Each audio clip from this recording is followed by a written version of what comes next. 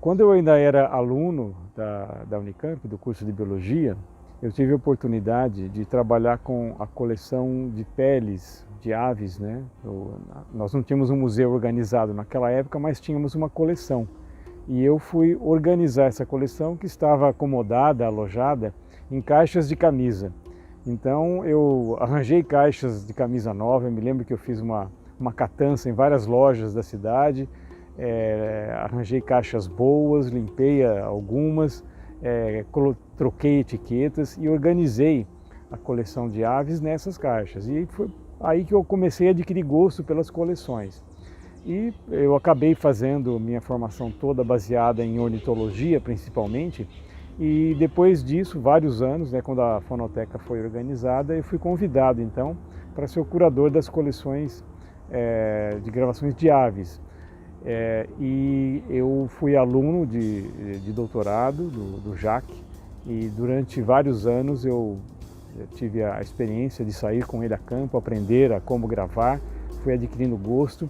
Algumas gravações da fonoteca foram feitas por mim também no campo, então eu acabei sendo convidado para ser curador dessa parte da fonoteca e é o cargo é a posição que eu exerço até hoje.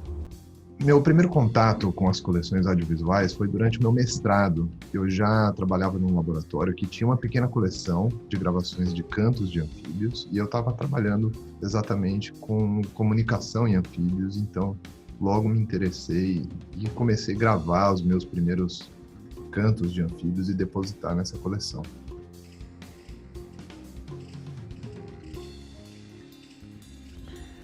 Bom, qual a importância, né, de uma coleção para a pesquisa científica?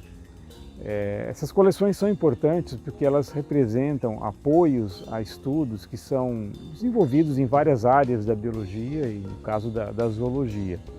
E quando você tem uma coleção, seja de espécimes taxidermizados, ou de vídeos, ou de áudios, esses elementos dessa coleção acabam sendo testemunhos de uma situação em que uma espécie estava presente no lugar, naquela época, naquelas condições climáticas, naquelas condições ecológicas. Então esses testemunhos têm um valor muito grande para subsidiar vários tipos de pesquisa, na área de taxonomia, na sistemática, quando nós precisamos identificar espécies, comparando indivíduos de uma com indivíduos de outra. Esses testemunhos também são importantes para subsidiar estudos de comportamento, estudos de ecologia. Bom, as gravações, né, não só de cantos, mas também as fotografias e os vídeos, né, que são todos componentes das coleções audiovisuais, são super importantes para a pesquisa. É muito difícil você ver um trabalho hoje em dia de zoologia, de botânica, que não tenha uma fotografia, uma imagem, ou que os dados, né, sejam inspirados em observações da natureza. Então, essas coleções vão armazenar essa fonte de dados primária que as pessoas usam para fazer as pesquisas. No meu caso, como eu trabalho com sons dos anfíbios e as sinalizações visuais também, elas são fundamentais, né? E além disso, a gente pode ainda imaginar que outros tipos de trabalho, como por exemplo de taxonomia, descrição de novas espécies, são super importantes também e tem muita interação com esse tipo de coleção, porque muitas vezes a diferença de uma espécie para outra pode ser uma coloração, pode ser uma vocalização, e esses dados estão também armazenados nesse tipo de registro, o registro audiovisual. Então, eu considero que elas são fundamentais para a biologia e para a minha pesquisa.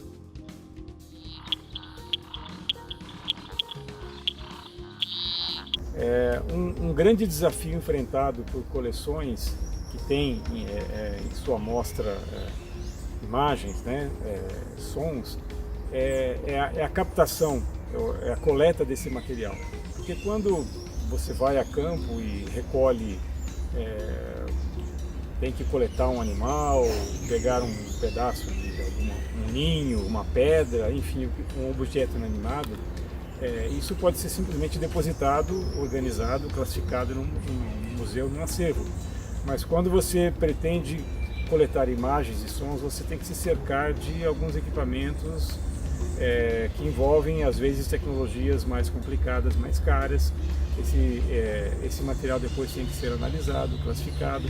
Eu me lembro que eu acompanhei a montagem do que era o laboratório de bioacústica, na época do professor Jacques, e eu me lembro do trabalho que foi se preocupar com detalhes como o isolamento acústico da área. Então, acho que sons e imagens dependem de um tipo de processamento que é um pouco mais complexo, né? Um pouco mais sofisticado do que simplesmente pegar um objeto, um animal e guardá-lo numa coleção dentro de um vidro ou numa gaveta. Então acho que esse é um desafio grande porque nós vivemos uma época em que os recursos destinados à ciência estão escasseando, mas eles são necessários se você pretende implementar uma coleção que contenha imagens e sons. Você tem que ter pessoal capacitado, equipamento adequado para isso.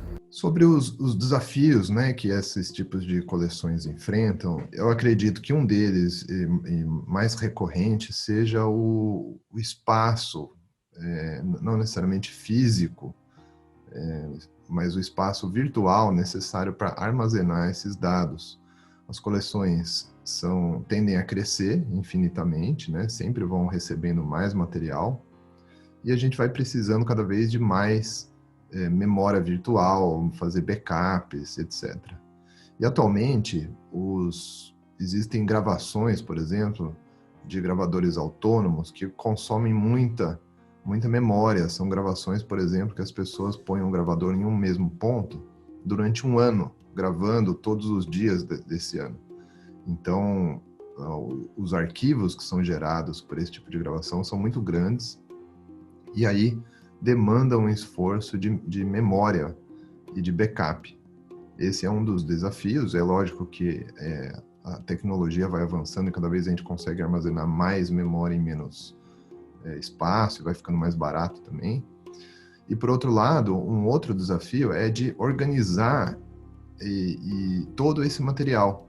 A gente recebe muito material, tem material novo, material antigo, e esse material tem que ser digitalizado, o mais antigo, ou o mais novo tem que ser organizado, e o mais novo, a dificuldade é porque tem muito material, muita gravação, né? Todo mundo grava com celular, desde um celular até um equipamento profissional, e o material antigo são em fitas, que a gente precisa digitalizar, fitas de vários formatos.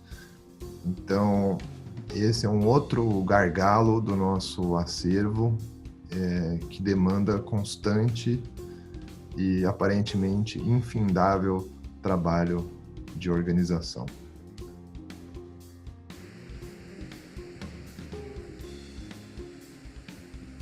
No caso do MDBio, as coleções audiovisuais são muito importantes, né? Elas são o acervo mais relevante do Brasil.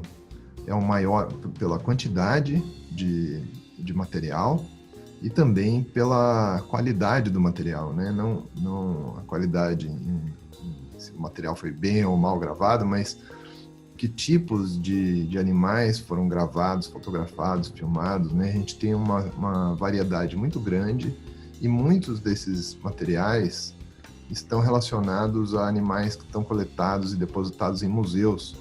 Então, essa interface entre o material depositado na coleção audiovisual e o material que foi coletado, os animais que foram coletados, agrega um valor adicional à coleção, porque os pesquisadores podem obter informações que em outras coleções, em outros museus, eles não vão ter. Então, eu acredito que essa coleção tem essas características que as tornam, né, que são várias coleções, das mais importantes do país.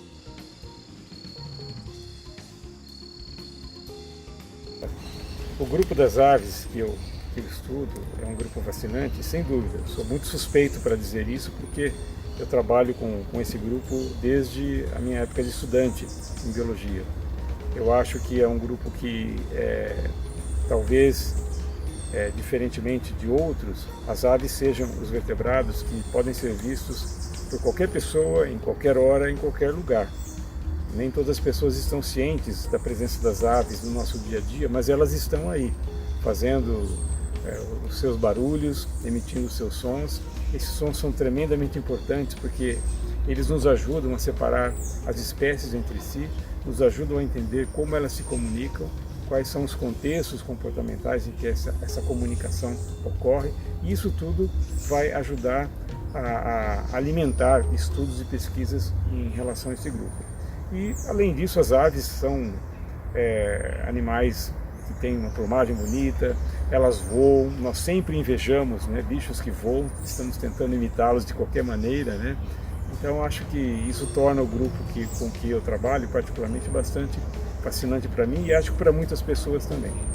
Para mim, o que há de mais fascinante nas coleções de anfíbios, dos cantos dos anfíbios, é a grande variedade de sons. É impressionante como cada espécie tem uma vocalização diferente. O Brasil tem mais de 1000 espécies, então a gente pode imaginar mais de 1000 sons diferentes, porque cada espécie também pode ter mais de um canto. E isso é fascinante. Cada animal, espécie nova que a gente encontra, ou um animal que nunca foi gravado, vai ter um som completamente diferente do outro. Esse é um ponto bastante curioso da nossa coleção.